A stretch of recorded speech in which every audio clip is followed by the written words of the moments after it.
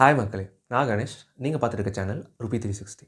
இன்னைக்கு நம்ம என்ன பார்க்குறோம் அப்படின்னா, இந்தியா, யுஎஸோட ட்ரேட்ல வந்து க்ரூட் ஆயில் மட்டும் என்ன அப்படிங்கிறத பார்ப்போம்.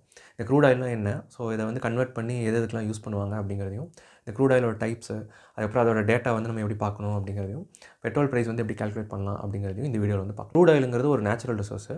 இது வந்து எர்த்துல தான் வந்து இருக்கு. நம்ம வந்து இத எடுக்கிறோம். இது வந்து 2 டைப்பா வந்து இருக்கு. ஒண்ணு வந்து என்ன அப்படின்னா, லோ டென்சிட்டி வந்து இருக்கும். அத வந்து ஸ்வீட் க்ரூட் ஆயில் அப்படின்னு சொல்றாங்க. இன்னொன்று வந்து சோர் க்ரூட் ஆயில் அப்படிங்கிறாங்க. அது வந்து ஹை டென்சிட்டி. கொஞ்சம் வந்து கெட்டியா வந்து இருக்கும். இது அவைலபிலிட்டியில் அதிகமாக இருக்குது அப்படின்னா, இந்த ஹை டென்சிட்டி தான் வந்து அவைலபிலிட்டி அதிகமாக இருக்கும். இந்த லோ டென்சிட்டி இருக்கிறது வந்து ஈஸியாக ரிஃபைன் பண்ணிடலாம். அதை வந்து பெட்ரோலாவோ, டீசலாவோ வந்து ஈஸியாக மாற்றலாம்.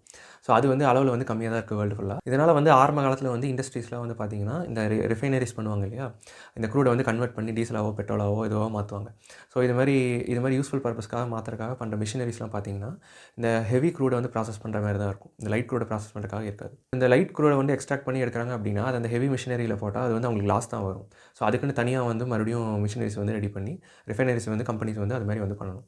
ஓகே. இப்போ க்ரூட் ஆயில் வந்து எதுவா வந்து கன்வெர்ட் பண்ணுவாங்க அப்படிங்கிறத பார்க்கலாம். க்ரூட் ஆயில ரிஃபைன் பண்ணி முடிச்ச உடனே, சுத்திகரிச்சக்கப்புறம், அது வந்து ஃபர்ஸ்ட் வந்து கேசோலைன் அதாவது பெட்ரோலா வந்து கன்வெர்ட் பண்ணலாம். அப்புறம் டீசலு, அதுக்கப்புறம் நம்ம எல்பிஜி யூஸ் பண்ணுறோம்ல, கேஸ் யூஸ் பண்ணுறோம் அது. அப்புறம் கெரோசினா கன்வெர்ட் பண்ணலாம். அப்புறம் இந்த ஃப்ளைட்லாம் போறதுக்கு யூஸ் பண்ணுவாங்கல்ல, ஜெட் ஃபியூயல்னு சொல்லிட்டு. ஸோ அது வந்து அதுவா கன்வெர்ட் பண்ணலாம். அப்புறம் ரோடு போறதுக்கு ஆஸ்பால்ட்ன்னு சொல்லி யூஸ் பண்ணுவாங்க. ஸோ அதுக்கு வந்து க்ரூட் ஆயில் வந்து யூஸ் ஆகும். அதுக்கப்புறம் வந்து மெயினா இந்த பிளாஸ்டிக்கு, சிந்தெடிக் ஐட்டம்ஸ் ஏதாவது செய்யணும், கெமிக்கல்ஸு இது எல்லாத்துக்கும் வந்து ரா மெட்டீரியலா வந்து க்ரூட் ஆயில் வந்து இருக்கு.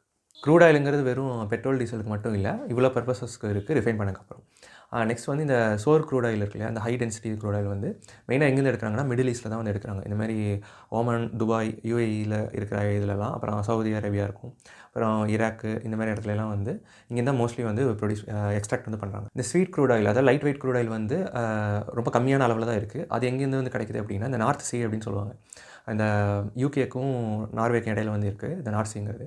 ஸோ இந்த ரீஜன்லேருந்து எடுக்கிறது தான்.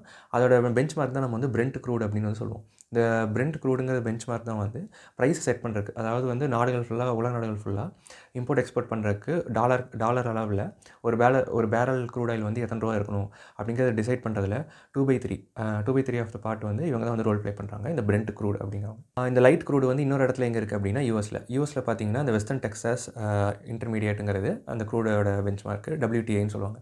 ஸோ இந்த இடத்துல இருந்தும் வந்து எடுத்துட்டு இருக்காங்க. யுஎஸ் இப்போ அதிகமாக வந்து எக்ஸ்போர்ட்ஸ் வந்து பண்ணிட்டு இருக்காங்க. இப்போ வந்து நியூஸ்க்குள்ள போலாம். நம்ம யுஎஸ் வந்து நமக்கு டாரிஃப் போட போறாங்க அப்படிங்கிறனால அதை அவாய்ட் பண்ணுறதுக்காக நம்ம அவங்க கிட்ட இருந்து வந்து எனர்ஜி சோர்சஸ் அதாவது பெட்ரோலியம் ப்ராடக்ட்ஸும் இந்த க்ரூட் ஆயிலும் வந்து வாங்கிக்கிறதா இம்போர்ட் பண்ணிக்கிறதா வந்து சொல்லியிருக்கோம். ஸோ யுஎஸ் கிட்ட இருந்து நம்ம இம்போர்ட் பண்ணுற அந்த க்ரூடு வந்து ஸ்வீட் க்ரூடு தான். அதாவது லைட் வெயிட் க்ரூடு தான் வந்து இம்போர்ட் பண்ணுறோம். ஏன்னா அதை தான் வந்து யுஎஸ்ல எக்ஸ்ட்ராக்ட் பண்ணி அவங்க வந்து எக்ஸ்போர்ட் பண்ணுறாங்க. அதை வந்து அவங்க யூஸ் பண்ணல. யுஎஸ் வந்து எதை யூஸ் பண்ணுறாங்க அப்படின்னா, அவங்க இம்போர்ட்டட் க்ரூட தான் யூஸ் பண்ணுறாங்க. அவங்க எங்கேருந்து இம்போர்ட் பண்ணுறாங்க அப்படின்னா, வெனின்சுலா இந்த மாதிரி கனடா இந்த மாதிரி இடத்துலேருந்து அவங்க வந்து இம்போர்ட் பண்ணிக்கிறாங்க. அவங்க இம்போர்ட் பண்ணுறது என்ன அப்படின்னா, ஹெவி க்ரூட். அது வந்து கொஞ்சம் ஹை டென்சிட்டி க்ரூடு. அவங்க மிஷினரி வந்து அதை வந்து ரிஃபைன் பண்ணுறதுக்கான இதில தான் அதிகமாக இருந்திருக்கு. ஸோ அதனால் என்ன பண்ணுறாங்க அப்படின்னா, இதை வந்து எக்ஸ்ட்ராக்ட் பண்ணி வேறு நாடுகளுக்கு வந்து எக்ஸ்போர்ட் பண்ணுறாங்க. அதில் இந்தியாவும் ஒண்ணு. நம்ம வந்து யுஎஸ் கிட்டேருந்து எக்ஸ்போர்ட் பண்ணுறதுல 6th பொசிஷனில் இருக்கோம். ஏன்னா நம்ம ஃபஸ்ட்டு 5 கண்ட்ரீஸ் வந்து நம்ம கல்ஃப்லேருந்து தான் வந்து அதிகமாக வந்து இம்போர்ட் வந்து பண்ணுறோம். இந்தியாவோட க்ரூட் இம்போர்ட் வெயிட்டேஜ் வந்து பார்த்தீங்கன்னா, ஒரு 10 to 12% நம்ம இங்கேருந்தே எடுக்கிறோம் அப்படின்னு வந்து சொல்கிறாங்க. அதுக்கப்புறம் ரஷ்யா கிட்டேருந்து நம்ம ஒரு 36% வந்து இம்போர்ட் வந்து பண்ணுறோம் க்ரூட் ஆயில். அதுக்கப்புறம் வந்து 51% வந்து இந்த ஒபேக்னு சொல்லிட்டு இருக்கும். Organisation for petroleum export கண்ட்ரீஸ்னு.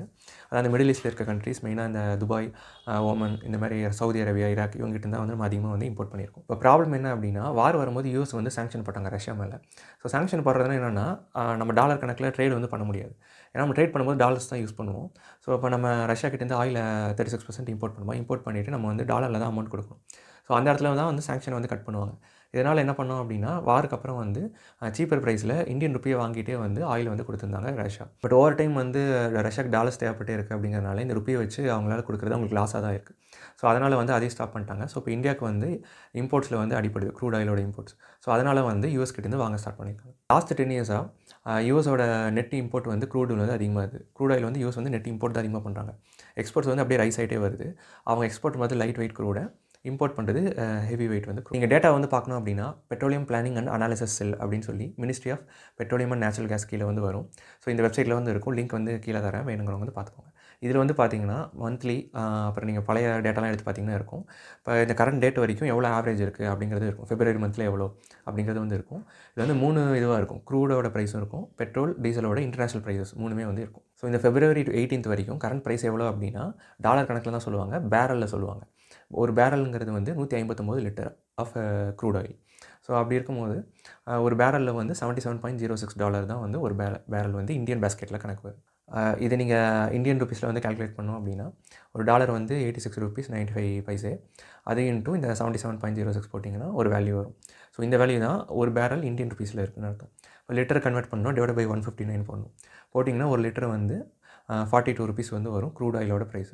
இப்போ இந்த க்ரூட் ஆயில் இங்கே வந்தக்கப்புறம் அதை ரிஃபைன் பண்ணுவாங்க, அதர் ஃபார்மில் மாற்றுறக்கு, பெட்ரோலாக டீசலாக மாற்றுறக்கு. ஸோ அந்த ப்ரைஸ் நமக்கு ஆக்சுவலாக தெரியாது இல்லையா? ஸோ அதனால் வந்து இன்டர்நேஷ்னலில் ஒரு ரெஃபரன்ஸ் இருக்கும். அதோட டேட்டாவும் வந்து நம்ம அந்த வெப்சைட்லேயே வந்து இருக்குது, கவர்மெண்ட் வெப்சைட்டில். ஸோ அதை வச்சு கால்குலேட் பண்ணோம் அப்படின்னா பிப்ரவரி மந்தில் வந்து $84 வந்து இருக்குது ஒரு பேரல். அப்போ மறுபடியும் வந்து நீங்கள் ருப்பீஸ்க்கு கன்வெர்ட் பண்ணி டிவைட் பை 159 போட்டிங்கன்னா ஒரு லிட்டருக்கு எவ்வளோன்னு வரும். அது வந்து ₹46 வந்து வருது. இது வந்து எஃப்ஓபி அப்படின்னு ஒன்று எழுதியிருப்பாங்க. இந்த எஃப்ஓபி என்ன அப்படின்னா ஃப்ரீ ஆன் போர்டு அப்படின்னு.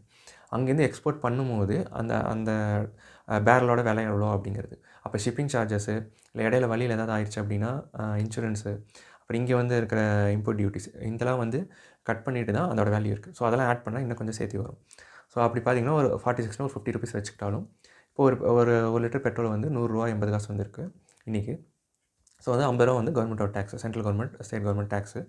ஸோ இந்த பிரெண்ட் க்ரூடில் வந்து ப்ரைஸஸ் என்ன டிட்டர்மைன் ஆகுதோ ஒரு டாலருக்கு, அதை பொறுத்து தான் வந்து இன்டர்நேஷ்னல் இதில் வந்து ட்ரேட் வந்து நடக்கும், க்ரூட் வந்து ட்ரேட் நடக்கும். ஸோ அதை பேஸ் பண்ணி தான் இங்கே உள்ள இம்போர்ட் ஆகி வரும். அதுக்கப்புறம் அதை ரிஃபைன் பண்ணி தான் பெட்ரோலோட, டீசலோட ப்ரைஸஸ், அதுக்கப்புறம் என்னென்னலாம் நம்ம க்ரூட்லேருந்து கன்வெர்ட் பண்ணுறோமோ அதோட ப்ரைஸஸ்லாம் வந்து டிட்டர்மைன் ஆகும். இந்த வீடியோ அவ்வளோதான். உங்கள் நேரத்துக்கு நன்றி.